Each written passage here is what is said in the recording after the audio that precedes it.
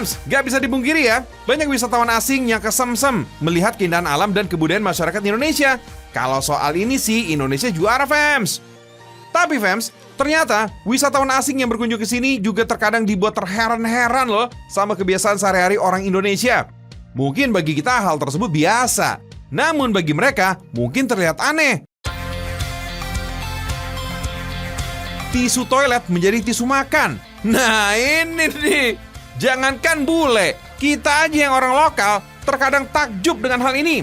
Memang gak jarang warung makan Indonesia menyediakan tisu gulung begini di meja makan. Mungkin buat orang Indonesia sudah hal wajar, tapi tidak buat orang asing. Mereka akan merasa jijik karena tisu yang disediakan bukanlah tisu makan melainkan tisu toilet.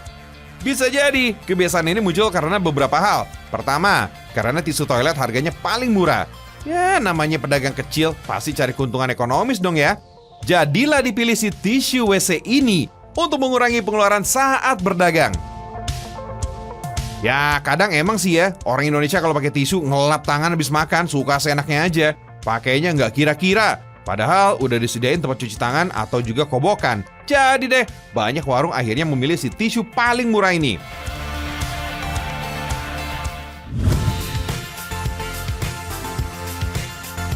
Minuman dalam kemasan kantong plastik.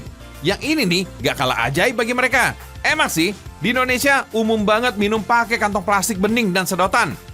Tapi buat si bule sih aneh ya. Soalnya mereka biasa pakai minuman yang disajikan dengan wadah berbentuk gelas, cangkir, botol, atau juga kalengan.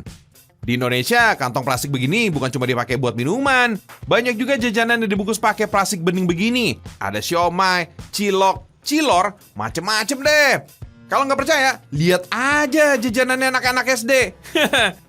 Sebenarnya kalau dipikir-pikir, mungkin bungkus minuman plastik kayak gini yang bikin orang gampang buang sampah plastik sembarangan.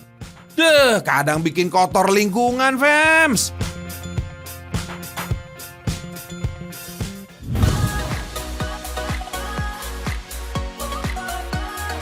Kerokan. Siapa yang nggak pernah kerokan? Kayaknya hampir semua orang Indonesia pernah kerokan ya. Tapi buat orang bule, ini tuh aneh banget, Fems.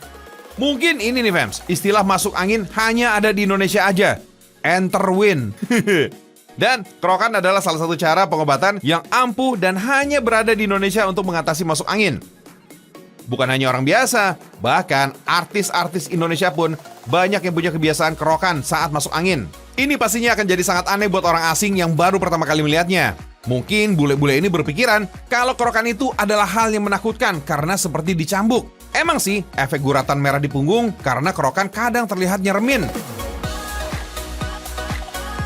Saking herannya orang bule sama kerokan, mereka sampai ada yang bikin konten tentang kerokan di media sosial loh. Para leluhur pada zaman dahulu kemungkinan tidak mengetahui jika kerokan sama aja dengan mempraktikkan rumus fisika. Logam yang digosokkan ke kulit secara berulang kali mampu menghasilkan energi berupa panas. Hal inilah yang menyebabkan suhu tubuh menjadi naik atau terasa hangat setelah dikerok.